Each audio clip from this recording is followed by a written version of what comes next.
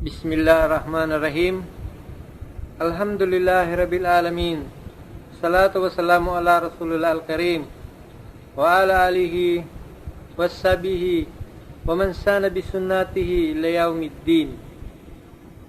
Sa ngalan ng Allah, ang mapagpala, ang mahabagin.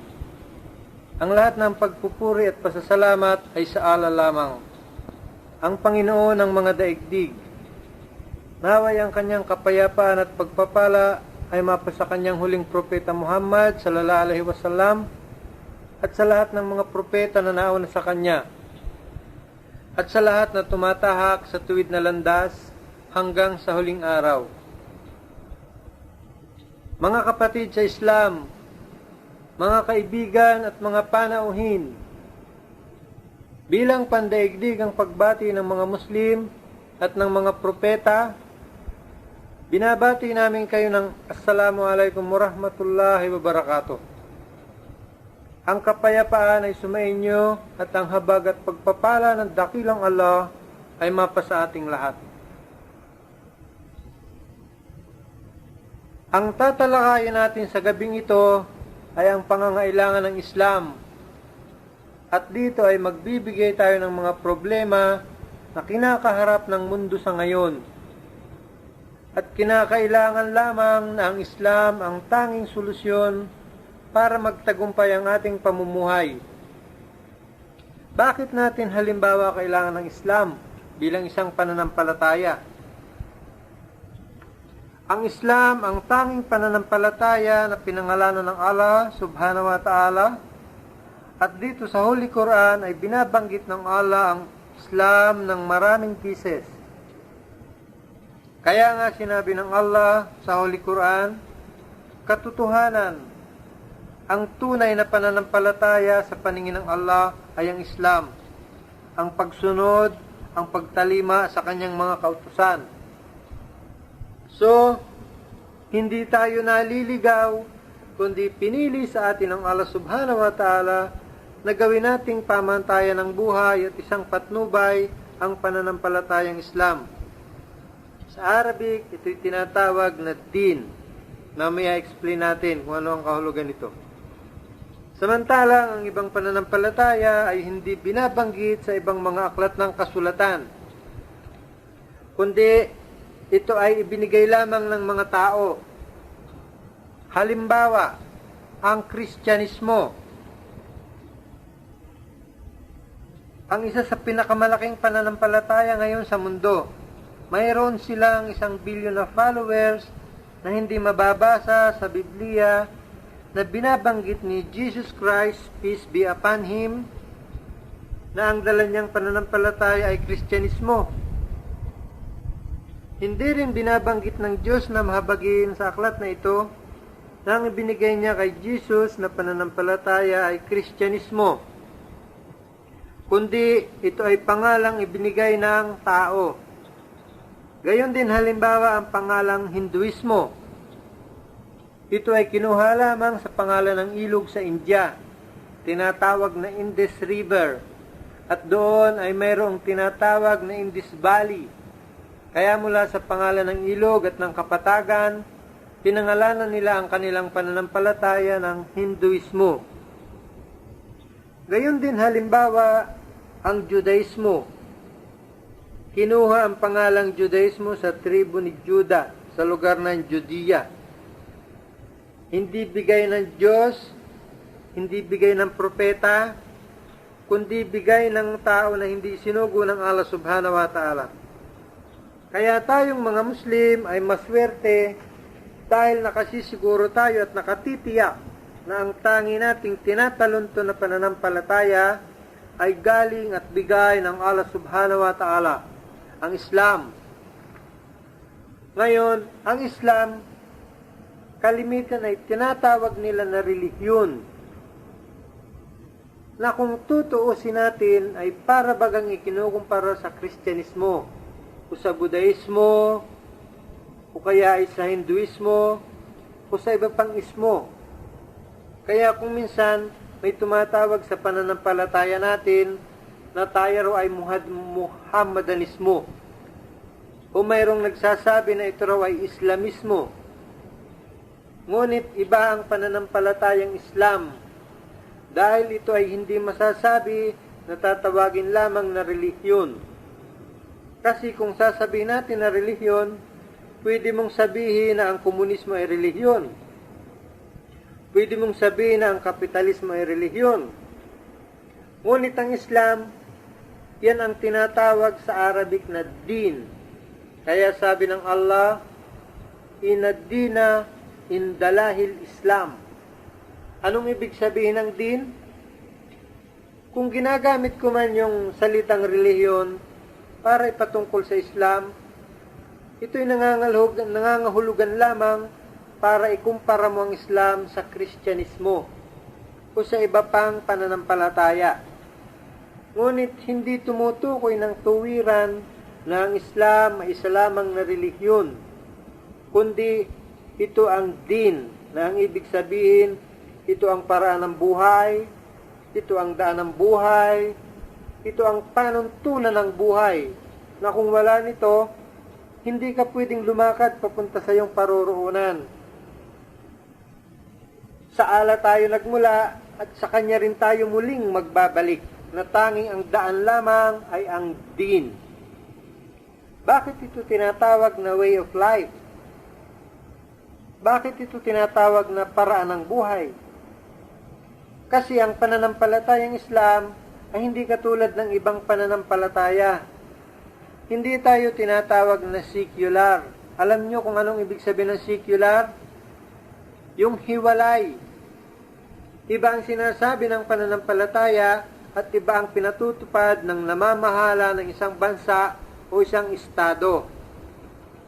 Tinatawag din yan ng sectarian. Sa Islam, wala tayong tinatawag na hiwalay. Para maintindihan yung mga brothers, magbibigay tayo ng halimbawa kung bakit ang Islam ay tinatawag na din. Halimbawa, ang pananampalatayang Kristyanismo at ang Islam ay kapwa nagtuturo na huwag tayong magkakaroon ng fornication o adultery, pangangalo niya o pakikiapid. Ito ay magandang turo ng Kristyanismo at ito rin naman ay magandang turo ng Islam. Bawat isa sa kanila ay nagtuturo at nagpapahayag na huwag makiapid o mangalo niya. Ngunit, kung nagtuturo halimbawa ang mga ministro, ang mga pastor, ang mga pari sa simbahan na huwag makiapid. Ngunit paglabas mo ng simbahan, anong nakikita mo halimbawa dyan sa atin sa Pilipinas? Nakabukas lahat dyan ang mga beer house. Mayroon tayo niyan. Nakabukas lahat dyan ang mga nightclub. Mayroon tayo niyan. Ang mga kabaret. Mayroon tayo niyan. Sa makatuwid, ang batas ng Allah ay nagsasabing huwag kang mangalunya. Ang batas naman ng tao na namamahala, mangalunya ka. Bakit? Sino ang nagbibigay ng permiso at lisensya para ikaw ay makapag-operate ng mga establishmento na yan? Sa makatuwid, ang batas ng tao ang nananaig, hindi ang batas ng Diyos. Dahil sinabi ng Diyos, huwag kang makiapid. Ang batas naman ng tao, makiapid ka. Dahil sila ang nagbibigay ng permiso at lisensya para makapag-operate ng lahat na makasisira sa batas ng Diyos. Tinatawag itong relihiyon dahil ito ang gusto ng mga tao. At yung mga salita ng Diyos, doon ka muna sa tabi, di ko pinoproblema yan. Wala silang pakialam kung ano man ang sinasabi ng Diyos. Basta't ang masusunod ay ang batas nila. So, yung mga mambabatas, yung mga kongresista, yung mga nasa Senado, sila ang gumagawa ng batas kahit na ito ay makasisira at lalabag sa batas ng Diyos. Yan ang tinatawag na secular or sectarian. Sa Islam, hindi pwede yan. Kasi nga ang Islam ang tinatawag na din, ang way of life.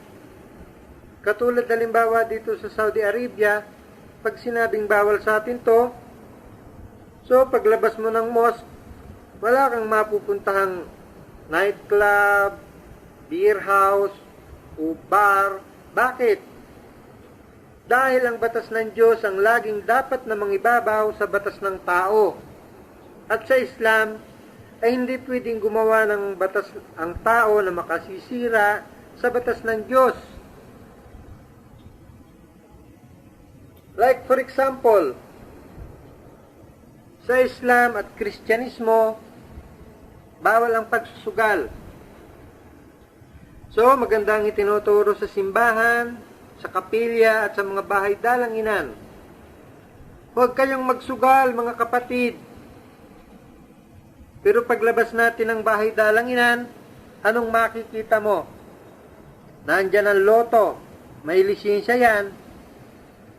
Ang casino, may lisensya yan. Ang karera, ang sabong, may mga lisensya yan para ikaw ay tumaya. Nandyan ang iba pang mga bisyo tulad ng huweteng, sakla, sugal yan. May permiso yan. Pero anong sinasabi ng pananampalataya? Huwag kayong magsugal. Ano naman ang sinasabi ng tao? Magsugal ka. So, wala silang pakialam kung anong sinasabi ng Diyos. Basta't ang matutupad yung sinasabi ng tao. Yan ang tinatawag na secular, religion yan. Pero sa Islam, din. Dahil anong sinabi ng Allah subhanahu wa ta'ala sa Holy Quran? O you who believe, o kayong mga sumasampalataya, ang nakalalasing na inumin, ang pagsusugal, ang lahat ng ito ay gawain ng Satanas. Talikdan ninyo ang mga gawain ito upang kayo ay magsipagtagumpay. Napakagandang batas. Kung ano ang sinasabi ng Diyos, dapat yan ang mangibabaw na batas sa lupa, hindi ang batas ng tao. Like for example, ang paglalasing. Isinisirmon din yan sa lahat ng simbahan at mga kapilya ng mga Kristiyano dahil alam nila na malaki ang perwis yung binibigay nito. Ngunit paglabas natin ng simbahan, anong makikita mo? Nandyan ang La Tondena, ang Distilleria Lemtuaco, nandyan ang San Miguel Corporation, ang Asia Brewery sa Laguna. So, paano mo igagabay ang isang tao sa mabuti kung ang ugat na pinanggagalingan ng kasamaan ay hindi mo pinuputol? Ang nangyayari niyan ay pinaglalaroan mong batas ng Diyos. Bakit? Pumipirma ka ng lisensya para gumawa ng lalabag sa batas ng Diyos. At ang batas ng Diyos nandoon sa isang tabi. Wala akong pakialam dyan, doon ka. Sa relihiyon, yan ang secular o sectarian. Hindi yan ang magiging daan o gabay ng buhay upang tayo ay makarating sa ating patutunguhan. Similarly, sa Islam, bawal ang pag-inom ng alak. Halimbawa dito sa Saudi Arabia, sa paglabas mo halimbawa ng mosque, wala kang makikitang nagtitinda ng alak diyan sa labas. Wala. Dahil ito ang tinatawag natin na din. Ang tanging daan para tayo tumahak sa tuwid na landas. Kaya sa Islam, walang hiwalay ang gobyerno at ang pananampalataya. Lagi yang magkasama.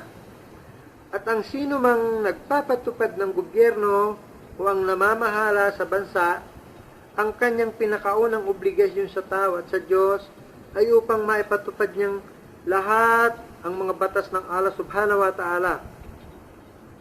So, ang sino mang namumuno, siya ang tinatawag na leader para siya ang mamahala upang maipatupad ang batas ng Diyos. At hindi tayo pwedeng gumawa ng batas na lalabag at makasisira at mangingibabaw sa batas ng Diyos, ng Allah subhanahu wa ta'ala. Kaya ang banal na Quran, ito ang tinatawag na konstitusyon ng mga Muslim. Dahil ang batas na nakasulat dito ay hindi ang batas na temporal. Ang batas dito ang tinatawag na eternal law. Ang ibig sabihin, ang batas na ito ay mananatili ngayon at sa darating pang panahon hanggang sa katapusan ng daigdig. At ito ay naangkop sa lahat ng panahon. Hindi katulad halimbawa ng ginagawa ng ating mga mambabatas na dumarating ang panahon na hindi na yan applicable. Nawawalan na ng saysay. Kaya may tinatawag na inaamyendahan o sinususugan na kung minsan ay binabago mo o dinadagdagan o inaabulis. Tinatanggal totally lahat. Dahil yung mga batas na yan ang tinatawag na temporal. Kung ano ang nangyayari sa mga susunod na mga pangyayari, dumarating ang panahon na hindi na akma. Samantalang ang batas ng Allah subhanahu wa ta'ala ay mananatili dahil ito ang tinatawag na eternal law. Applicable ito sa lahat ng panahon. Sa mga susunod pang mga henerasyon, ang mga batas na ito ay maipatutupad pa rin kagaya ng pagpapatupad sa ngayon. Kaya ang mga Muslim ay humahanap ng batas hindi sa idea ng tao. Kaya katulad halimbawa sa Islam, hindi ka pwedeng magpaliwanag at sumagot ka ng mga katanungan sa Islam na ang gagamitin mo ay in my opinion, sa aking kuro-kuro, in my understanding, sa aking pagkakaunawa, this is what I feel, sa aking pakiramdam, this is what I believe is good, sa aking pakiwari, ito ay mabuti. We do not use these terms in Islam. Hindi natin ginagamit ito, kundi humahanap tayo ng kasagutan mula sa Holy Quran na siyang ibinigay ng Allah subhanahu wa ta'ala, kasama ang sunnah o tradisyon ng Propeta Muhammad sallallahu alaihi wasallam. Yan ang dalawang sources ng Sharia, o mga batas na maggagabay sa atin para makita natin ang tamang landas. Kaya tinatawag yan na din. Kaya sinasabi ng Allah subhanahu wa ta'ala sa Holy Quran, sino mang maghangad ng ibang pananampalataya na iba sa Islam, ito ay hindi tatanggapin sa kanya. It will never be accepted of him.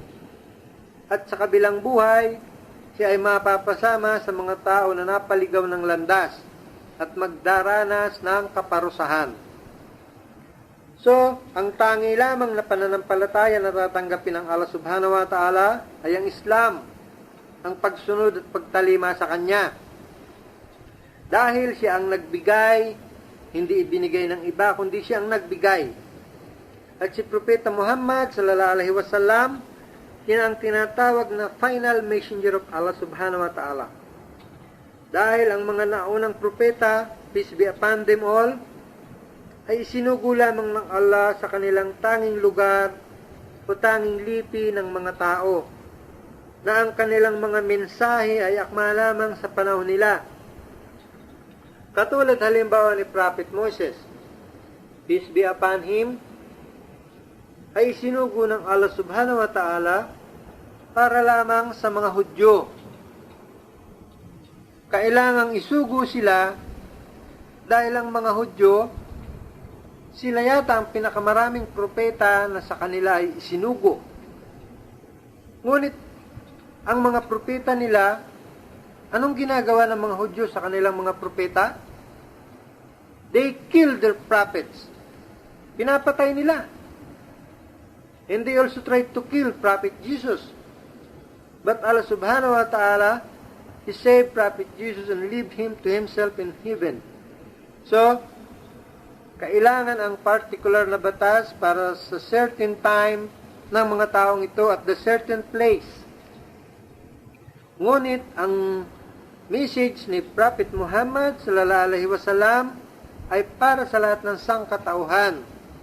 Hindi para lamang sa mga Arabo, hindi para lamang sa mga nakatira dito sa Gulf country, kundi ang mensahe ni Propeta Muhammad sallallahu alaihi wasallam ay para sa lahat ng klase ng tao at sa lahat ng lugar.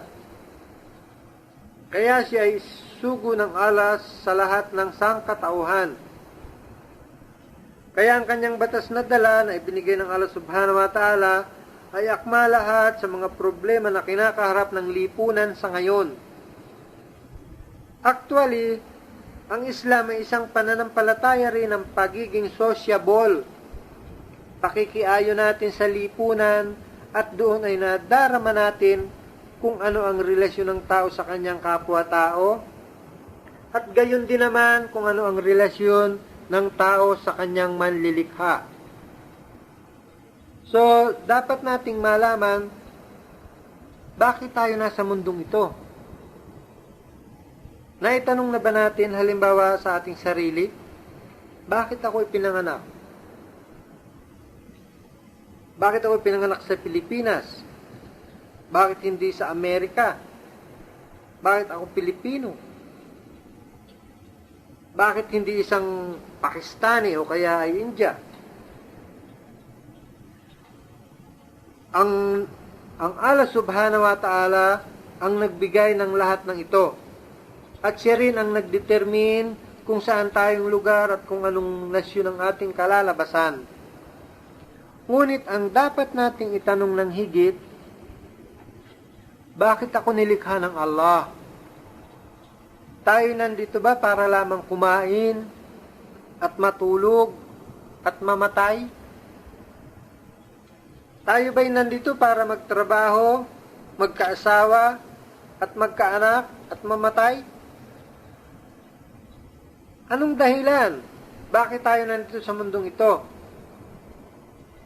Ang Allah subhanahu wa ta'ala sumagot sa Holy Quran na nagsasabing, وَمَّا خَلَقْتُ الْجِنَّ وَالْإِنسَ إِلَّا لِيَعْبُدُونِ. Katotohanang nilikha ko lamang ang mga tao at ang mga jin para sambahin ako. So, kung siya ang nagbigay ng utos para sambahin siya, noong nilikha tayo ng Allah subhanahu wa ta'ala, hindi niya tayo nilikha lamang at pinababayaan. Ang Allah ang lumikha sa atin at siya rin ang nagsusustain. He's the cherisher. Siya ang nagsusupport ng lahat ng bagay. Di siya lamang lumilikha, binibigyan niya pa ang kanyang nilikha ng lahat ng bagay. Magpasalamat tayo mga brothers at tayo lumabas na tao. Pinakamataas na likha ng Allah, pinakamagandang anyo at hubog, at higit sa lahat, mayroon tayong talino na wala sa ibang nilikha. Hindi ka nilikha ng Allah subhanahu wa ta'ala na isang ibon, o isang isda, o isang halaman, o isang hayop kaya na gumagapang sa lupa. Ngunit pinili ka ng Allah subhanahu wa ta'ala na lumabas sa mundong ito na tao. Kaya dapat dun lang ay tumanaw na tayo ng utang na loob sa Allah subhanahu wa ta'ala. Sa dami ng kanyang nilikha, lumabas ka na isang tao. Ang mga hayop, ang mga halaman, wala silang talino. They may have intelligent but they don't have intellect. To reason, mga tuwiran. Tayo lang ang mayroon nun. Kaya yung talino nating ito rin ang magagabay sa atin para makita ang tunay na landas. Bawat isa sa atin ay tinamnan ng Allah subhanahu wa ta'ala ng angking karunungan na makilala natin siya na siya ang tunay nating manlilikha. At tayong lahat ang tinatawag na ab. Tayo ang kanyang mga slave. Tayo ang kanyang mga lingkod. At tayo rin ang tinatawag na mga khalifa. Tayo ang mga vicegerent of Allah para ipahatid sa mundong ito ang tungkol sa kanyang mga batas, ang Islam. Sa dami ng mga creed o mga pananampalataya o doktrina dito sa mundo, yan ay maaaring ginawa ng tao o maaaring naging remnant ng ibang pananampalataya na sa pagdaraan ng panahon ay maaaring nahaluan ng gawa ng tao o salita ng tao na wala ang original at hindi na panatiling buo. Walang ibang solusyon sa lipunan ang makalulunas nito, kundi ang Islam lamang. Napakarami nating solusyon, halimbawa na makikita natin sa Islam na kailangan lamang ang mga Muslim ay kailangan gawin nila ang kanilang sarili na tunay na Muslim o sumusunod sa itinuturo ng Islam. Katulad halimbawa, anong pinakamalaking problema na kinakaharap ngayon ng mundo? This is our topic, bakit kailangan ng Islam? Bakit natin kailangan ng Islam? Racism, racial discrimination. Sa Kristyanismo, na-program ang mga tao na everything white is good. Kaya ang Diyos nila ay puti, ang anghel nila ay puti, ang mga santo at santi nila ay puti, ang mga papas nila ay puti. Walang papas na kayumanggi, walang papas na itim, walang anghel na itim, at wala ring anghel na kayumanggi. At ang lahat ng ito ay may mapula-pulang buhok, may maberde-berding mata. Program, racism. Para bang pinalalabas na lahat ng maputi at maganda ay mga puti lamang. Racism. Katulad halimbawa sa South Africa, mayroong tinatawag dyan na apartheid. Bakit tinatawag na apartheid? Mula sa salitang apart, hiwalay. In the name of Jesus Christ, peace be upon Him, pumunta sila sa South Africa with Christianity in their hand. Pero pinaiiral nila na ang mga itim ay hiwalay sa mga puti. So, 87% ng lupa sa South Africa ay napunta sa kamay ng mga puti. In the hand of Christianity. Apartheid. Anong solusyon? Wala. Sa 2,000 years na nagpe-preaching ang mga missionaries about the teaching of Jesus Christ, peace be upon Him, there is no solution to racism. Katulad halimbawa sa Amerika, racism din nandyan. Mayroong mga simbahan bukod ang itim, bukod ang puti. Sa Australia, sa Europe, sa Germany. Nakikita nyo ang mga Muslim courts nating mga brothers? Inaatake sila sa Germany because of racism. Anong solusyon? Ang Allah subhanahu wa ta'ala ay nagsasabi sa Holy Quran na hindi siya tumitingin sa kulay ng iyong balat o lahi. Verily, verily, we have created you from a single seed of man and woman, and He made you into nation and tribe, so that you may know each other. At ginawa kayo sa iba't ibang tribo at nasyon para mangakilala nyo ang isa't isa. Yan ang dahilan bakit tayo may iba't ibang kulay, para ma-recognize kung ikaw ay kayumanggi at pango ang ilong mo, doon ka sa Southeast Asia. Para mapagalaman na kung matangos ang ilong mo like a Greek or Roman, doon ka sa Eastern Europe. But verily, verily, the most honorable of you in the sight of Allah, one who is the taqwa. Ngunit katotohanan ang pinakamarangal o pinakamataas sa inyo sa paningin ng Allah ay ang sino man na may takwa. Takwa yung may pagmamahal at pagkatakot sa Allah subhanahu wa ta'ala. The God-fearing, yung may kataimtiman. This is our criteria. Kaya kung nagpupunta tayo sa masjid ang katabi natin, whether kayo manggi siya o itim siya, puputi siya, upandak siya, umatangkad siya, we are one sa pagdarasal at shoulder to shoulder. There is no spaceless for you sa harap ng masjid. Lahat tayo ay pantay-pantay, and we greet each other with Assalamualaikum warahmatullah, Assalamualaikum warahmatullah. It is a social practice of Islam. Kaya kahit hindi mo gustong gawin, magagawa mo dahil diyan natin ibinibigay ang pagiging sociable ng mga Muslim to preach the difference between human being. Katulad halimbawa sa Hajj, manifestation of Allah's greatness, maybe there are 150 national in the whole world.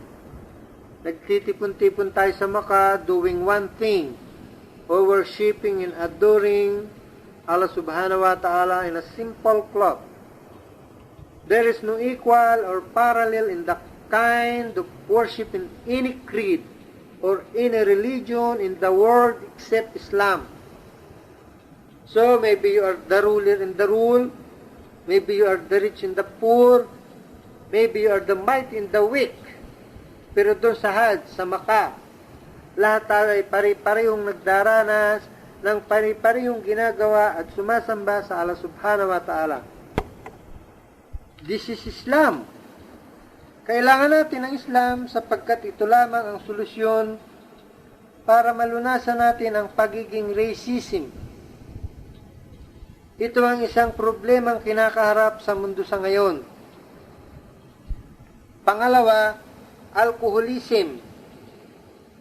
In Manila alone, kung magbabasa ka ng dyaryo araw-araw, lagi mong mababasa may patayan, may hinold up, may ginahasa. Dahil saan? Dahil sa pag-inom ng alak. They justify that Prophet Jesus, peace be upon him, the first miracle that he made converted the water into wine, and after that, the wine in the whole Christendom flow freely. At magmula noon, ang alak sa buong kakristyanuhan ay bumaha because they describe that Jesus, peace be upon him, is the company of the gluttonous people in the wine fever. Kasama-sama siya ng masisibang tao at mapag-inom ng alak. We do not believe on that. Alam nyo kung anong impluensya ng alak? Alam nyo kung anong impluensya ng alak? In America, every year, there are 60,000 car accident, vehicular accident. 50% of them attributed to drinking alcohol, meaning 30,000 deaths sa alcohol. How about the problem about the disease, the deadly disease? For example, ang cancer of the liver, ang cancer of the intestine, ang cancer of the throat. Saan nakukuha? Sa alak. At maraming klase ng mga mag-asawa, especially sa Ireland, ay Catholic country, the highest rates of divorce is attributed to drinking alcohol. Alcoholism. At sa Pilipinas ay nagtayo tayo ng mga batas sa tulong ng mga pulis na habang wala kang 18 years old, hindi ka pwedeng uminom ng alak. They mobilized the army, they mobilized the police. Anong nangyari? Wala. They cannot stop it. Rape cases because of the intoxicant. In America, in 1981, there are 178,000 cases of rape. It means every day around 450 rape. And for every 3 minutes, there is one rape.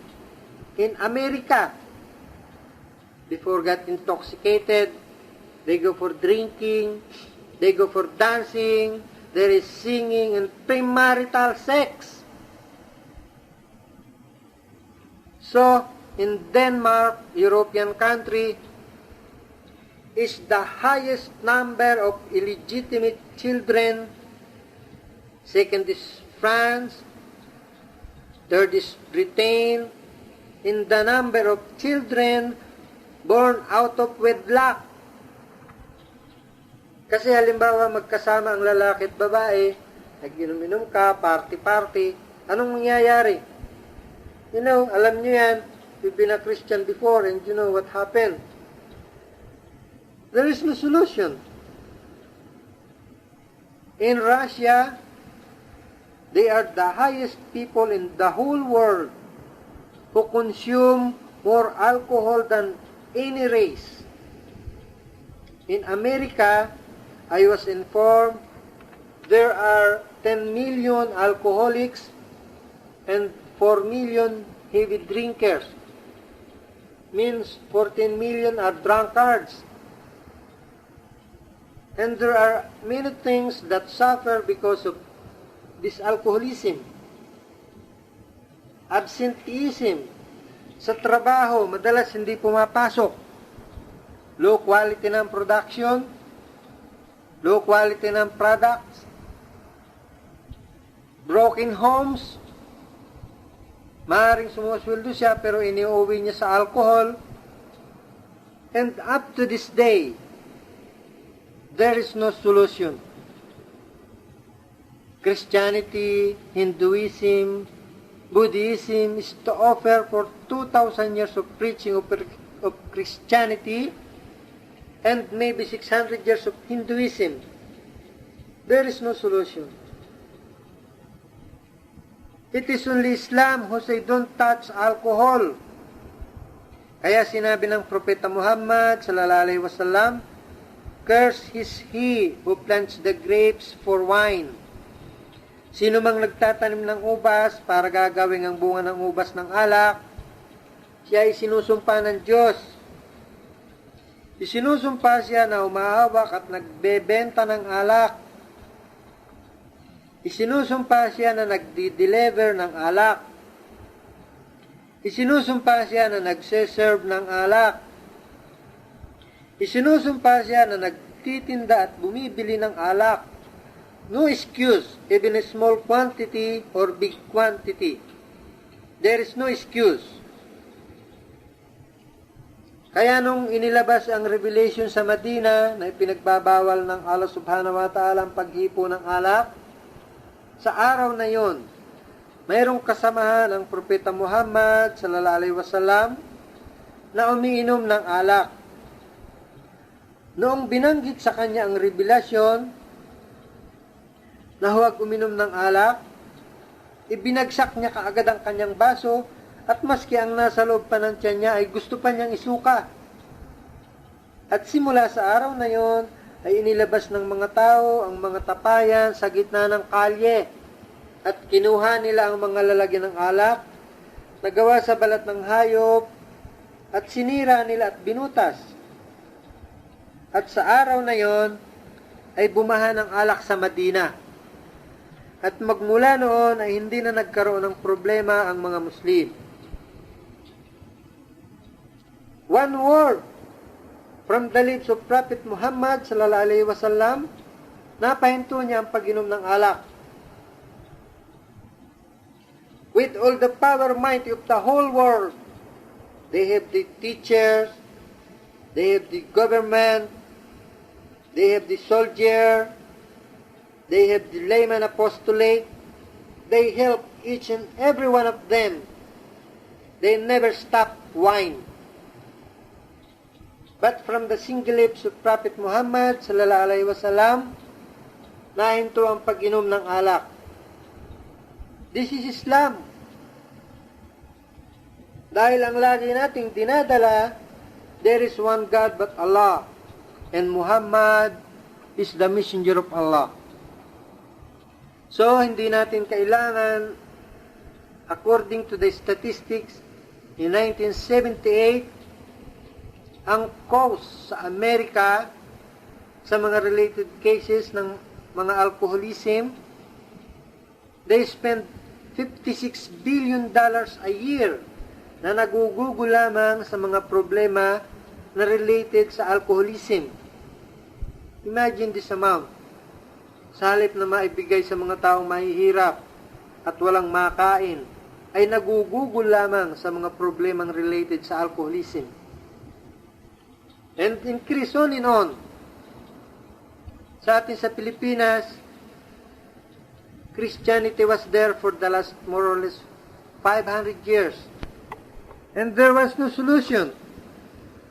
We are facing greatest social problem like gambling. Kung magbabasa ka ng dyaryo araw-araw, nandyan din ang mga patayan. Ang mga nakawan, very rampant, and drug dealing because of gambling, because of drinking. Ang lahat ng mga vices na ito, this is the 3 gates that leads to hell. Don't drink, don't fornicate, don't gamble. But when they go out of their prayer room, it's all there. Katulad ng isang bata, bawal kumain ng ice cream. Paano mo babawalin ang bata na kumain ng ice cream kung maya't maya may nakikita siyang ice cream? Kailangan tanggalin mo muna ang pinanggagalingan ng ice cream bago mo bawalin ang bata. It is illogical na ang faith mo ay makapagtuturo para hatakin ang tao sa kabutihan kung ang ugat na pinanggagalingan ng kasamaan ay hindi mo pinuputol. Hindi yan ang daan para tayo tumahak sa tuwid na landas. It's not the way. Katulad halimbawa ng mga babae natin, halos lumalakad na sa karsada, hubad, lalo na sa television, sa show business. Ano ang makikita mo? So, when I go home in Philippines noong nagbakasyon ako, it's very difficult for me. Bansa natin yan, mga brothers. There is no dearer country to me than the Philippines. That is my place, my roots, my relatives, my parents. But when I go back home during vacation, I have to adjust myself. Because every place I go, every place I see, there is always the haram. 2,000 years of Christian preaching. What's the improvement? Nothing. So, this is Islam, is the only solution for all this. The 3 gates that leads to hell. Fornication, gambling, and wine. And only Islam is the religion which say, don't touch alcohol.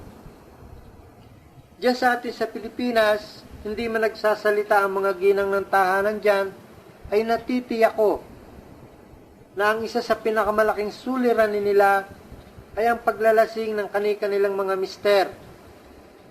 At konsumisyon ang inaabot nila. Biruin mo nga naman, naubos na ang pera, uuwi ng bahay, hahapay-hapay, at halos ayaw nilang makatabi sa higaan dahil amoy alak. Wala lang talaga silang magawa para pigilin sa paglalasing ang kani-kanilang mga mister. So ano ang tanging makalulunas? Ang Islam. Kung maipatutupad ang batas ng Islam sa Pilipinas, ay natitiyak ko na hindi man lubos na mawala ang mga problemang ito, ay makababawas ng malaki. Kaya may mga tao na pumapasok sa Islam, hindi man nila nababasa ang turo ng Islam, nabalitaan lamang nila, na bawal pala sa Islam ang pag-inom ng alak, ang pagsusugal. Sila ay pumapasok sa Islam without even thinking. Isa pang malaking problema ang kinakarap ng mga tao ngayon, yung tinatawag nating the surplus woman. For every 3 woman ay pinapanganak, 2 lang ang lalaki. So, outnumbered ang mga lalaki ng mga babae. In New York, kung mag-aasawa lahat ang mga lalaki, ay there will still be 8 million na woman, they cannot get a husband. Anong solusyon? Christianity prohibits more than one. And other religion prohibits also more than one. But is allowed to them to have number 2 illegally and immorally. So, you heard when they filled up in the application in America, they said, you are widow, single, married, divorced, single parent, and they usually check up single parent. And they find it normal. When you say na may anak ka, wala kang asawa, it is normal. They don't put blame on you. Lalaki, mayroon siyang anak, wala siyang asawa. Babae, mayroon siyang anak, wala siyang asawa. Normal na sa kanila ang ganon. So, there are children illegitimate, they are born out of wedlock. It's normal for them. But when you tell them in Islam is allowed to have second wife, no, it's horrible things. It is between in the matter of life and death. Sa atin sa Pilipinas na lang. Alam nyo kung gaano karami ang nagsasama ng live-in? Live-in, it's normal for them. Especially in the people in the movie world, the so-called born-again Christian in the movie world. In Islam, you cannot do this. You have to fight for what is wrong. If you have the power to stop it by your hand, you should stop the wrong. This is the part of our Muslim sociability, responsibility, na kung nakakakita tayo ng mali, kailangan pigilin natin. Alam naman natin kung sino-sino yung mga kapitbahay natin na may number 1, number 2, number 3. Alam naman natin kung sino-sino yung may mga anak na walang asawa. May ginagawa ba ang simbahan para pigilin ito?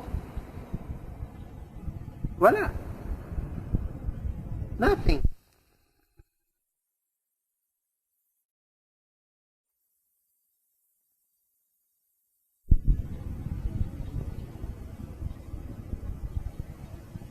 That is a religion. Separate yung personal na bagay sa kanya at separate din yung ginagawa sa gobyerno. This is a kind of affiliation. You are not a part of a community to give guidance and to follow the command of Allah subhanahu wa ta'ala. If you follow it, it's up to you. There must be a strong force within the Muslim community, make it prevail the word of Allah subhanahu wa ta'ala. Lahat tayo ay tulong-tulong as an ummah para mag-prevail ng salita ng Allah. It's not a matter na pang sarili lamang. Ang bawat isa sa atin ay dapat maging vigilant, dapat siyang maging gwardya ng Islamic religion natin ay dapat na mapanatili. It's our responsibility. Hindi natin pwedeng ipabalikat yan sa mga propeta lahat. All prophets, they left us. Namatay na sila at tayo ang dapat magpatuloy nito. Dahil tayo ang tinatawag na the successor of the prophets, the vicegerent of the prophets. So, kahit ano lamang ang ating nalalaman sa Islam, iparating natin ito sa kanila, kahit isang salita man lamang. Dahil kung hindi natin magawa, hindi tayo matatawag na Muslim. Dahil sinabi ng Allah subhanahu wa ta'ala, kung ano ang isa sa pinakamabuting bagay na magagawa ng isang tao? Maaaring ang iba ay magsasabing ang mag-aral ng Quran. Maaaring ang iba ay magsasabing ang magbigay ng limos sa mga pulubi habang buhay niya. Ang iba ay magsasabing lagi nang magdarasal araw-araw at sa gabi. No, hindi yan ang pinakamabuting gawa. Ang isa sa pinakamabuting gawa ay yung nag-aaral ka ng salita ng Diyos at itinuturo sa iba. This is the best deeds. Yan ang isa sa pinakamaganda na magagawa natin. Mag-aral tayo at ipamahagi sa iba. Kaya sinabi ng Propeta Muhammad sallallahu alaihi wasallam, ang isang tao na nag-aaral ng isang oras ay higit ang biyaya na kanyang matatanggap kaysa sa isang tao na nagdarasal ng 24 na oras sa loob ng mosque. Bakit? Kung nagdarasal ka ng 24 na oras, hindi ba mabuting gawa yon? Oo, mabuti yun. That is communication with Allah subhanahu wa ta'ala. It is one form of worship, ibadah. Pero ang nabibinipisyuhan lang ay ang sarili mo lang. Ang nagtatamasa ng pakinabang ay ang sarili mo lang.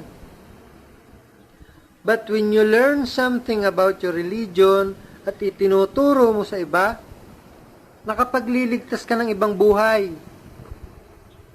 At kung yung naturuan mo ay naipasa pa uli sa iba, ay makapagliligtas ka pa uli ng isang buhay. Kaya nga ang purpose nating mga Muslim ay ang mag-aral, at mag-aral. Wala sa ating mga Muslim ang tamad. We should learn, and it is a part of our religion, na tayo ay mag-aral. Gaya ng sinabi ni Propeta Muhammad sallallahu alaihi wasallam, na tayo ay mag-aral mula sa ating duyan hanggang sa libingan. Ang pagiging tamad ay hindi karakter ng isang Muslim. Kailangan nating mag-aral at humanap ng karunungan. Sinabi rin ni Propeta Muhammad sallallahu alaihi wasallam na alam nyo ba kung ano ang superiority ng isang marunong? Mas maliwanag pa kung bilog ang buwan na tumatanglaw sa mundo kung ikaw ay isang tao na marunong at may kaalaman. Ang iyong liwanag ay higit pa. This is our way. Ang mga Muslim, hindi tayo tumitingin na sa buhay lamang nating ito, yan lamang ang aking hadikain. We have to look for the future generation to come. Kung tayo'y gagawa ng isang bagay, huwag nating isiping ang bagay na ito ay maglalaho lamang sa buhay nating ito sa mundo.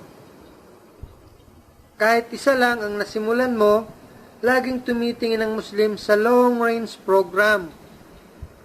Yung mga future generation ang magkakamit ng lahat ng ating ginagawa.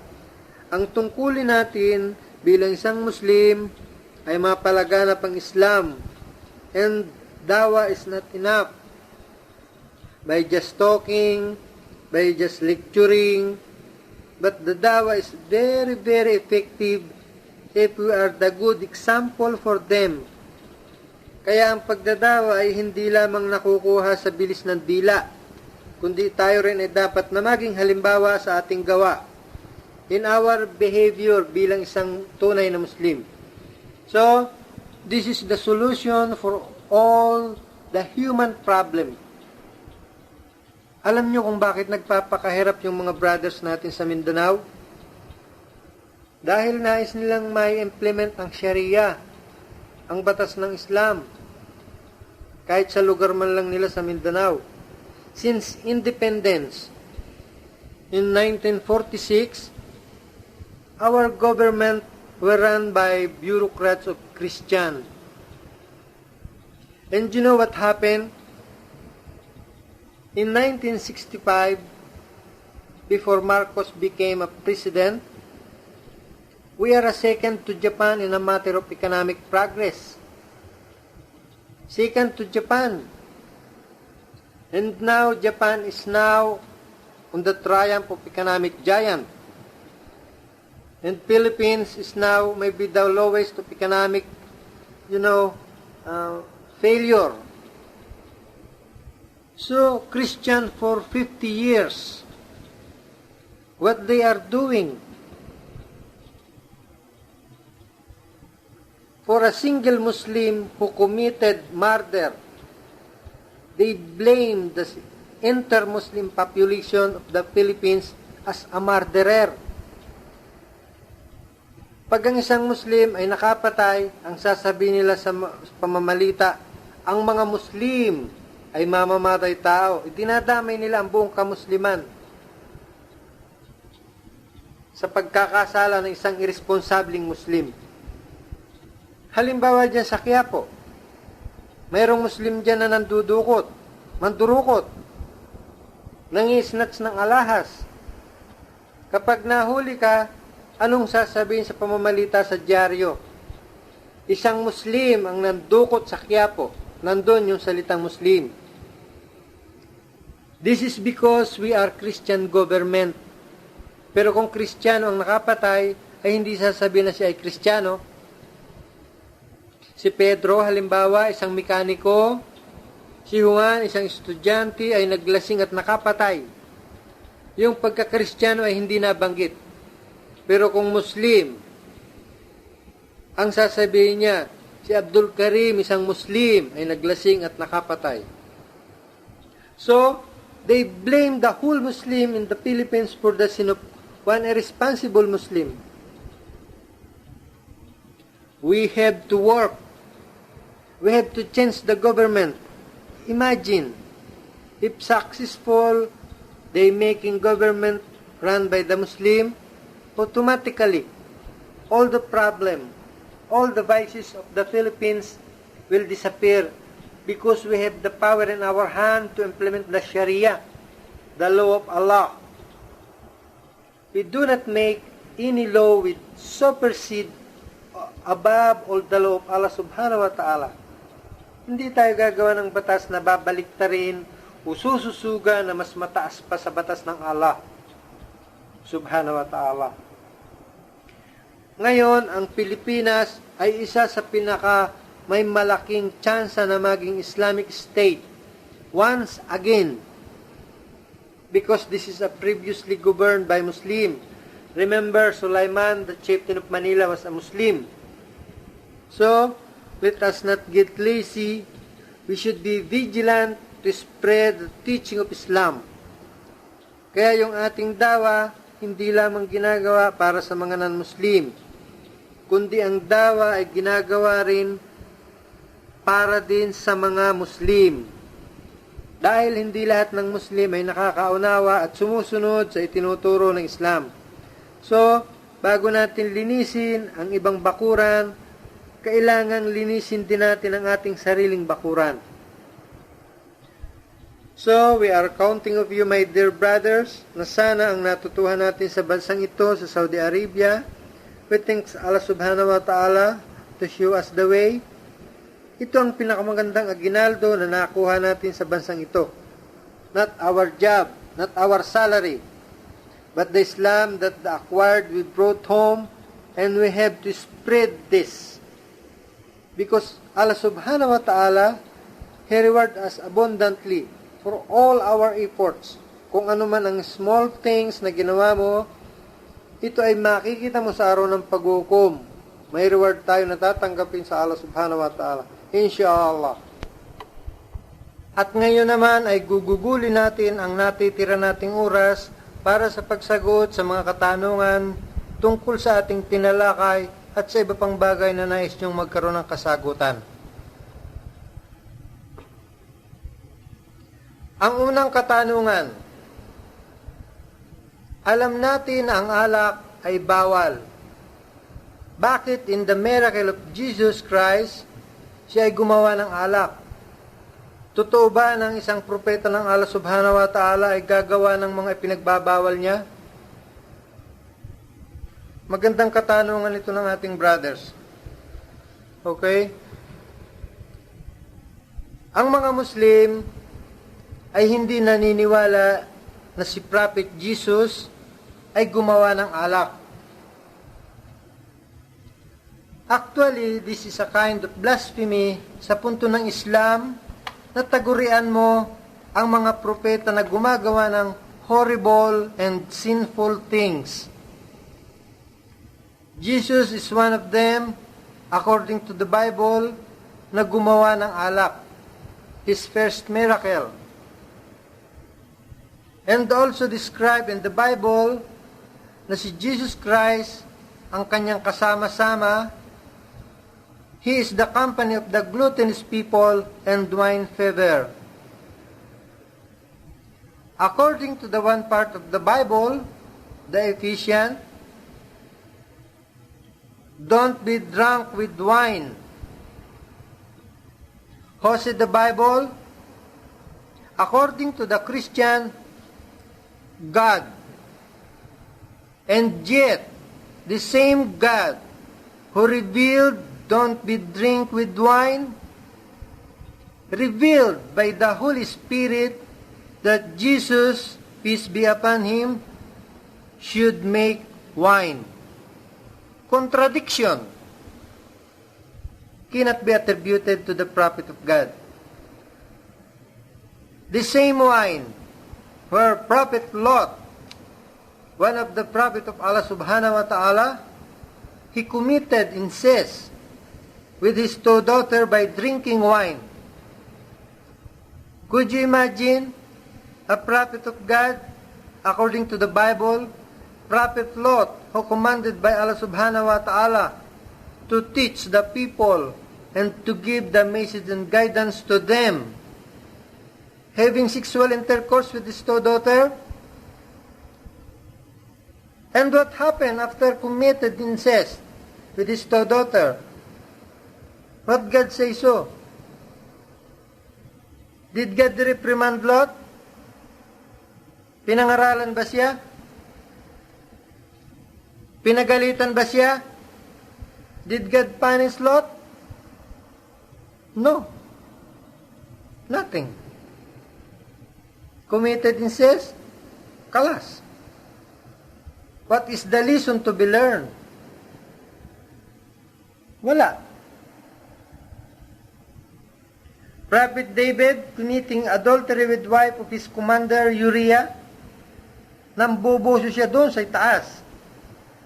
Can you attribute this to the prophet of God? Maiisip mo kaya na ang Diyos ay nagkamali sa pagpili ng mga propetang ito upang maging gabay ng sangkatauhan? And Jacob, who was called Israel before, he wrestled with God. Bunong braso. Maring may judo, maring may karate. He wrestled with God. Genesis chapter 31. And he prevailed over God. Natalo niya ang Diyos. And Jesus also is getting this kind of credit by making wine. And what happened to the whole Christendom? When the wine flowed with the whole Christendom, 2,000 years of preaching, there is no single solution to eradicate the menace of the society. The prophet of God doing this, and Jesus Christ, the prophet of God, according to the Bible, he said to his people, dog and swine. Who are the dog and swine? The Gentiles. Who are the Gentiles? You and me. Ang hindi lahat na Hudyo ay tinatawag na Gentiles. Kaya ikaw at ako ay Gentiles. According to the Bible, if you believe, he called us dogs and pigs. He called us snake. He called us perverse and adulterous generation. He called us whited sepulchre. No, we do not believe. And he called lastly, He called his mother woman. What I have to do with thee? Imagine a prophet of God calling Mary his mother, who carried him for 9 months in her womb and suckling in her breast for almost 2 years. Calling his mother woman? Sinong tumatawag ng mga tao na babae sa kanyang ina? Mayroon ba? Kahit yung lapastangan at barumbadong anak, may tumatawag ba na babae sa kanyang ina? Saan ginagamit yung salitang babae? Sa nightclub, sa kabaret. Maglibang tayo, bigyan mo kami ng babae. Walang Muslim ang maaaring tumanggap sa mga sinasabing ito sa Biblia, sapagkat ang mga propeta ay pinili ng Allah subhanahu wa ta'ala na maging huwara ng sanlibutan dahil sila ay mga taong may lubhang mataas na aral pangkaluluwa at pangkaisipan. Kaya malayo marahil silang makagawa ng immoral. So, we do not believe that the record in the Bible is from Allah subhanahu wa ta'ala. This is the work of man, and the work of man cannot be a guidance for mankind. Ang pangalawang katanungan, kung bawal ang alak dito sa Saudi Arabia, bakit mayroon ding alak dito?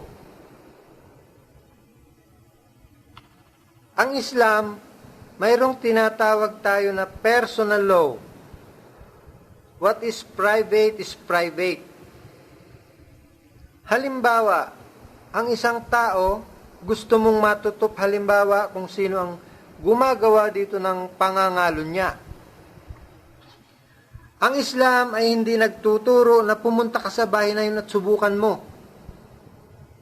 Hindi nagtuturo ang Islam ng ganon. You don't have to go and spy on your neighbor and what he or she is doing in order to quote him. Mayroon tayong private law, what is personal in the corner of your room is private. Kaya nga ang sabi ng Allah subhanahu wa ta'ala sa Holy Quran, do not enter a house without permission. Maski ang Propeta Muhammad ay nagsasabi. Kaya nga, every small digit ng ating buhay, mayroong rules na ibinibigay. Maski kapatid mo pa ang pinasok mong bahay, hindi ka basta tumuloy lamang. Baka abutan mo sila sa hindi magandang ayos. That is prohibited in Islam. You have to respect the privacy. This is Islam. Hindi ka dapat magsuspetsa ng iyong kapitbahay na kailangang masubukan ko. Umiinom kaya siya ng alak at mai-report sa mutawa? That's not Islam. Ngayon, kung lumabas siya ng bahay at umiinom siya at yung mga kabataan natin na mabubuti ay iniimbita niya para sa pag-inom ng alak, he spread this, then you have to use now your power as a Muslim. You have to stop it because this is the deterioration of the society. This is Islam. Kaya ang Islam ay nire-respeto ang buhay natin by not accusing anyone without any evidence. Ngayon, kung may mga Muslim na gumagawa ng labag, ulihis ay tinuturo ng Islam, like for example, sinasabi ng Allah subhanahu wa ta'ala sa Holy Quran, huwag kang uminom ng alak. Ngayon, mayroon kang nakitang Muslim na umiinom ng alak, sasabihin, ito ang Islam? No. Hindi nangangahulugan na siya umiinom ng alak, yun ang itinuturo ng Islam. Halimbawa, sinasabi ng Allah subhanahu wa ta'ala sa Holy Quran, huwag kang magsugal.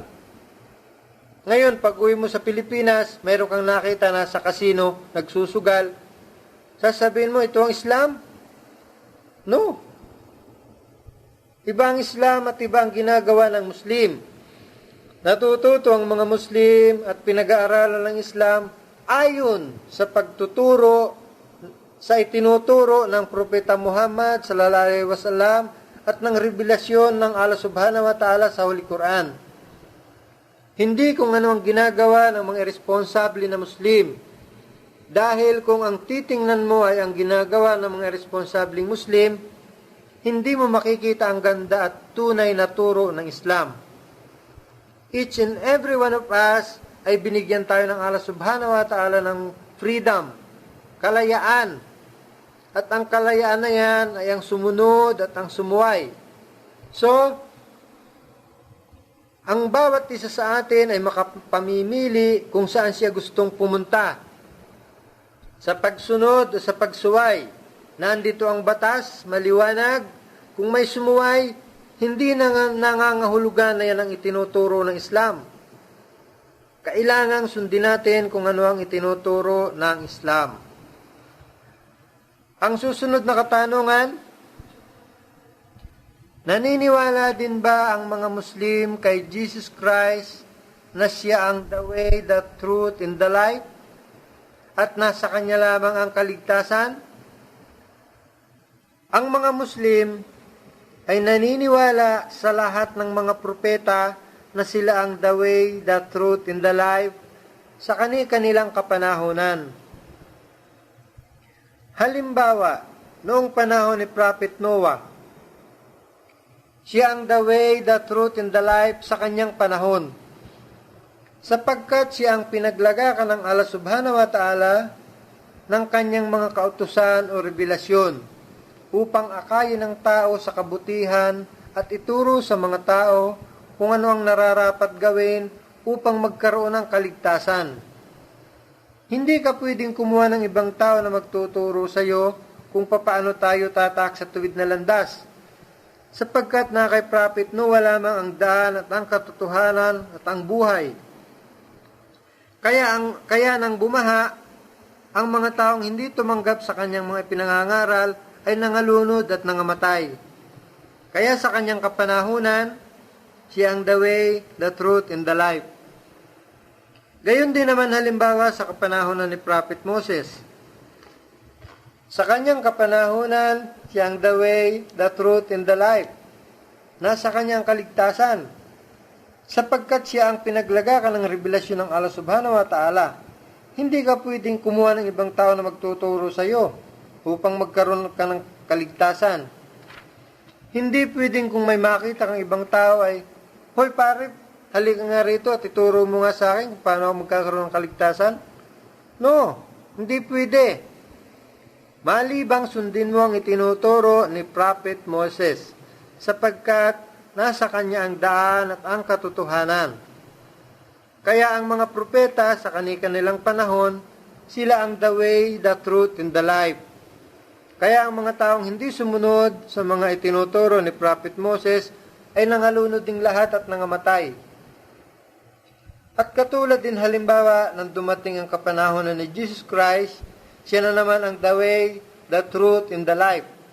Ang sino mang hindi sumunod sa itinuturo ni Jesus Christ ay wala ring kaligtasan, sapagkat nasa Kanya ang kaligtasan, nasa Kanya ang daan, nasa Kanya ang katotohanan, at ang sino mang hindi sumunod sa Kanyang mga aral ay wala ring kaligtasan. Kaya ang lahat ng propeta ay sila ang the way, sila ang daan at ang kaligtasan, hindi lamang si Jesus Christ. Silang lahat ang daan sa kanilang kapanahunan. Ang daan at ang katotohanan ay taglay ng lahat ng propeta. Kung ang daan at katotohanan ay para lamang kay Jesus Christ, paano na lamang ang mga taong nauna sa panahon ni Jesus Christ? Sila ba ay walang kaligtasan? Ang Diyos ay makatarungan at hindi maaaring gawin ng isang bagay na hindi makatarungan. Ang kaligtasan ng tao ay matatamo lamang sa pamamagitan ng pagsunod sa mga propeta, sapagkat ang pagsunod sa kanila ay pagsunod din sa Diyos. Magkakaroon lamang ng kahulugan ang pananampalataya ng isang tao kung sinusunod niya ang mga aral ng propeta, sapagkat sila ang tanging daan at ang katotohanan. Ang susunod na katanungan, bakit ang mga Muslim ay Allah ang tawag nila sa manlilikha at ang mga Kristiyano naman ay Diyos? Para sa mga Muslim, Ang Allah ay ang tunay na tanging tagapaglikha. Siya ay walang anak at hindi rin siya ay pinanganak. Siya ay walang katulad.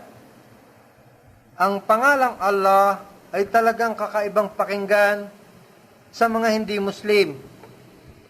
Ngunit ang pangalang ito ay ginamit ng mga propeta simula pa kay Adan hanggang sa kauli-ulihang propeta Muhammad sallallahu alaihi wasallam.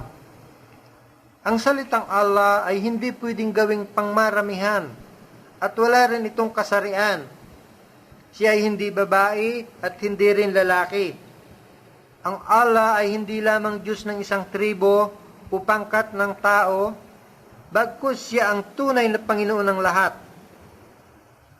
Kaya't siya lamang ang karapat-dapat sambahin at wala nang iba pa. Siya ang tanging tagapaglikha ng lahat ng bagay na ating nakikita at hindi nakikita. Ayon sa banal na Quran, ang Allah ay lumikha ng kalangitan at kalupaan at ng lahat ng mga nasa pagitan nito. Ang tunay na nag-iisang Diyos ay nagpapamalas ng natatanging konsepto na itinataguri ng Islam sa Diyos. Ayon sa mga Muslim, si Allah ang pinakamakapangyarihan, ang tagapaglikha at tagapanustos ng sanlibutan na walang makakawangki sa Kanya at ang anuman ay hindi makakatulad Niya. Hindi siya maaaring ihambing kanino man o sa anumang Kanyang nilikha. At sa banal na Quran ay ating mababasa, Qul hu Allahu ahad. Ipagbadya o Muhammad, siya ang Allah, ang nag-iisa. Si Allah ang walang hanggang sinusumpungan ng lahat. Siya ay di nagkaanak at hindi rin naman siya ay pinanganak at walang anumang sa kanya'y makakatulad. Ngayon, ang pag-usapan naman natin ay ang salitang Diyos. Pwede nating itanong, bakit ang mga Kristiyano ay Diyos ang tawag nila sa manlilikha? Ang salitang Diyos sa wikang Pilipino ay isa lang ang pinanggalingan. Hiram ng Pilipino yan sa salitang Kastila. Ang salitang Diyos naman ng salitang Kastila ay hiram naman sa salitang Deo ng Latin. Ang salitang Deo naman ng Latin ay galing naman sa salitang Griego na Zeus. Ngayon, sino si Zeus? Si Zeus ay ang Diyos ng mga Griego. Si Zeus ay ang ama ng mga Diyos at ng mga Diyosa. Kaya mayroong tinatawag na Diyos ng karagatan, mayroong Diyos ng kagandahan, mayroong Diyos ng kabundukan. Ang kanilang ama ay si Zeus. Ang salitang theo or theology ay doon galing sa salitang Zeus. Para sa karagdagang impormasyon, si Encyclopedia Britannica 1980 under the word Adonis. Ngayon, bakit ang ibang pananampalataya ang tawag naman ay ng iba ay Jehovah?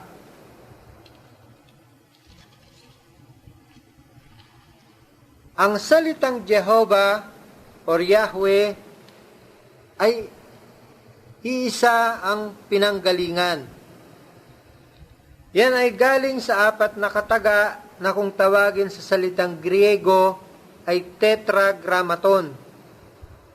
Ang tetragrammaton ay yung lumabas sa Biblia sa Yahweh version na YHWH. Pero magkakaroon ng problema ang ibang salita pag magkakaroon ng translation. Halimbawa, ang unang nagkaroon ng translation ng salitang YHWH ay ang Alemani, ang German. Remember, Martin Luther is the father of Protestant movement. He is a monk. Isa siyang pari. Isa siyang Germany. Isa siyang German. Noong nagkaroon ng translation ang Biblia mula doon sa Griego papuntang Alemani, ay ang Septuagint version. Ang Septuagint version, doon ibinase ang translation na Latin pati na ang Alemani.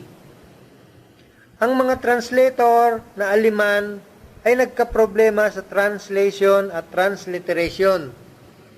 Dahil ang salitang Alemani ay walang letter Y, letter Ya. Ang mayroon sa kanila nakahawig ay Ja. At wala rin sila na letra na Wa, W. Hindi na po pronounce yan sa kanila. Mayroon sa kanila nakahawig ay Va, V as in victory. Noong binigyan na ng transliteration ang tetragrammaton, ang lumabas ay Jehovah. Magmula doon sa salitang Jehovah ay nagkaroon ng translation sa salitang English, yung original na Anglo. Wala pa yung King James Version, wala pa yung Revised Standard Version, wala pa yung mga translation na nakikita natin ngayon. Dahil yun ay century pa lamang ng Reformation. Lahat ng theologians, mga scholars, ay may unanimous na verdict. Lahat ay nagkaisa na yung salitang Jehovah o ang transliteration na Jehovah ay mali pagyahambing doon sa original na YHWH. Pero hindi na mabago dahil nasulat na sa Biblia. Problema na ngayon, kasi kung babaguhin mo yan, ay kailangang sunugin mo lahat ang Biblia na lumabas noong unang-una hanggang sa lumabas sa ngayon, bago mo mapalitan yan. So, problema na. Hindi na pwedeng baguhin. Ang salitang Jehovah or Yahweh ay mga produkto ng mga imahinasyon ng mga nagsusulat ng modern Bible translator sa ngayon. Ang salitang YHWH sa Biblia ay pangalan. Pero kung titingnan natin sa dictionary ng etymology, ang salitang YHWH ay hindi pangalan. It is a division of two words, Ya and also Wa. Sa original na Hebrew, ay alam nila kung ano ang kahulugan ng YHWH. It is not actually a name, but the word Ya is only a vocative expression. Ang susunod na katanungan, paano mo mapapatunayan na ang lahat na propeta ay Muslim at Islam ang dinala nilang pananampalataya?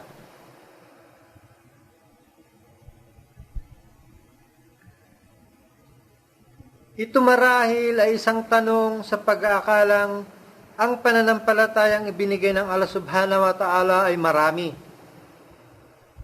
Sa katotohanan, iisa ang pananampalatayang ipinadala niya dito sa mundo. Ito ay ang pagsunod, ang pagsuko at pagtalima sa kanyang mga kautusan. One word in Arabic, Islam. At ito ay ipinahayag kay Propeta Muhammad sallallahu alaihi wasallam sa kabuuang anyo nito. Ang fundamentals na turo ng mga propeta ay ang paniniwala at pagsamba lamang sa nag-iisang Diyos na mahabagin at maawain. At yun ang pinakabuod ng turo ng Islam. Sa dahilang iisa lang ang pinagmumula ng utos, kaya naman ang lahat ng mga propeta ay iisa din lang ang kanilang itinuturo sa sangkatauhan. Ito ay ang pagsamba lamang sa nag-iisang Diyos, sa Allah Subhanahu wa Ta'ala. At ang lahat ng propeta ay isa ang pamamaraan ng kanilang pagsamba. Sa kanilang pagdarasal, silang lahat ay nagpapatira pa sa lupa. Halimbawa, si Prophet Abraham, sa kanyang pagdarasal, siya ay nagpapatira pa sa lupa. Si Prophet Moses, sa kanyang pagdarasal, siya ay nagpapatira pa sa lupa. Si Prophet Jesus, at si Prophet Muhammad, silang lahat ay nagpapatira pa sa lupa, sapagkat silang lahat ay Islam ang dinala nilang pananampalataya dito sa mundo. Ang ipinahayag na Islam kay Propeta Muhammad sallallahu alaihi wasallam ay ang kabuuang anyo nito. ang kabuuan ng turo ng lahat ng mga propeta na nauna sa kanya. Ang katibayan sa Holy Quran ay mababasa natin sa chapter 2 verse 136. Say, we believe in Allah, in the revelation given to us, and to Abraham, Ismail, Isaac, Jacob and the tribes, and that given to Moses and Jesus, and that given to all prophets from their Lord. We make no difference between one and another of them. We bow down to Allah in Islam. Ito ang nagpapatunay na ang Islam ay hindi bagong relihiyon, kundi ito ang relihiyon na ibinigay ng Allah subhanahu wa ta'ala sa lahat ng propeta. So, dito natin tinatapos mga brothers at mga panauhin ang talakayan natin sa gabing ito. At ako'y nagpapasalamat sa inyong pagdalo. At sana'y makita natin ang katotohanan ay tinuturo ng Islam. Ang katotohanan na magpapalaya sa atin sa mga maling doktrina at paniniwala. Wa akhir dawana alhamdulillahi rabbil alamin.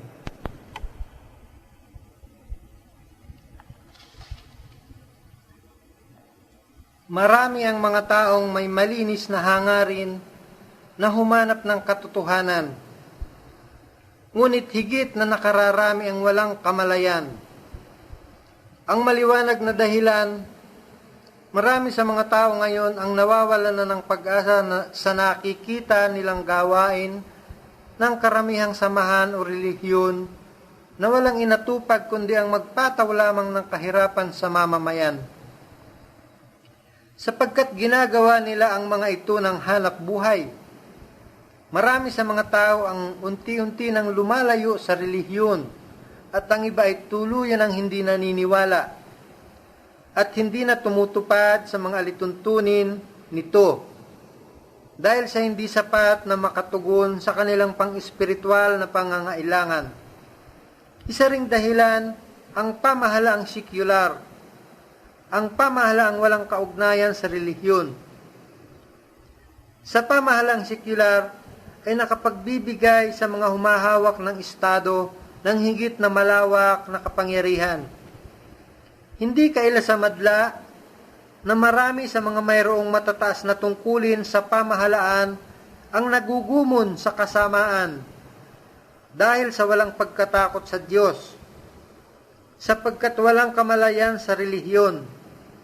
Sa pang-araw-araw na kanilang gawain ay hindi nila inaalintana ang kanilang pananagutan sa Diyos at sa tao. Isa pa ring dahilan ay ang pagkabulag sa katotohanan ng mga makabagong mamamayan sa pagsunod sa mabilis na pag-unlad ng kabiasnan. Sa ganitong kalakaran, ang mga suliranin ng tao ay hindi na nabibigyan ng karampatang lunas at lalo lamang nagiging malubha ang kalagayan ng tao sa daigdig. Marami ang mga tao na kung pinag-uusapan ay tungkol sa material na bagay, ay masikap at maingat na sinusuri ang mga bagay-bagay. Subalit pagdating naman sa paksang pang-espiritual, mangilan-ilan na lamang ang nagbibigay pansin. Assalamualaikum warahmatullahi wabarakatuh. Ang inyong kapatid sa pananampalataya, Abdurrahman Loma.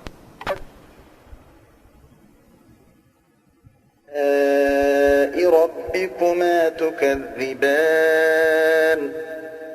ولمن خاف مقام ربه جنتان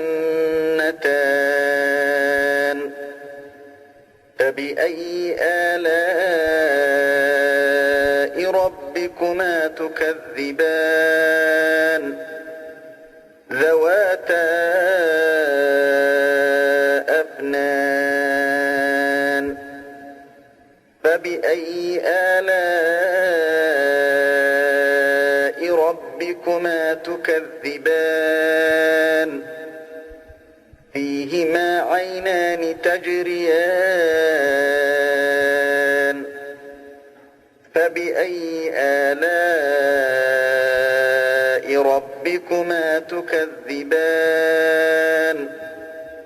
فيهما من كل فاكهة زوجان فبأي آلاء ربكما تكذبان متكئين على فرش بطائنها من استبرق وجنى الجنتين دان فبأي آلاء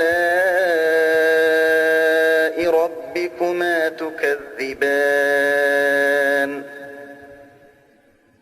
The World Assembly of Muslim Youth, WAMI. The World Assembly of Muslim Youth was founded in 1392, the Hijrah. That is 1972 of the Christian era. Its headquarters is in Riyadh, the capital of Saudi Arabia. The World Assembly of Muslim Youth is the first international Islamic organization dealing specifically with youth affairs. It embraces over 450 Islamic youth and student organizations in the 5 continents. Among the aims of WAMI are the following 5. 1. To serve the true Islamic ideology based on Tawheed, the unity of God. 2. To consolidate the factors which are necessary to establish an ideological unity among Muslims and to strengthen the Islamic fraternal relationship among the Muslim youths. 3. To introduce Islam to the world by using all available means. 4. To support the constructive role of youths and students in developing an Islamic society. 5.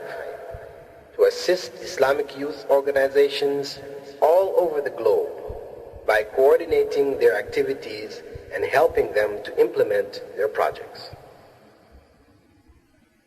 International conferences. WAMI holds an international conference every 3 years. 7 such conferences have already taken place. 5 of them in Riyadh in the years 1972, 1973, 1976, 1979, and 1986. 1 in Nairobi, Kenya in 1982, and another one in Kuala Lumpur, Malaysia in the year 1993. They were attended by representatives of Islamic youth and student organizations from all over the world. The participants were selected members of WAMI's General Secretariat, and they discussed issues concerning Muslim youth. WAMI also holds and assists in holding local and regional youth camps in different parts of the world throughout the year in order to train Muslim youths in leadership and organization. The World Assembly of Muslim Youth, P.O. Box 1084, 5, Riyadh 11443, Saudi Arabia. Telephone 01-464-1663, 464-1669, 462-8984, 462-8975, and also fax 01-464-1710.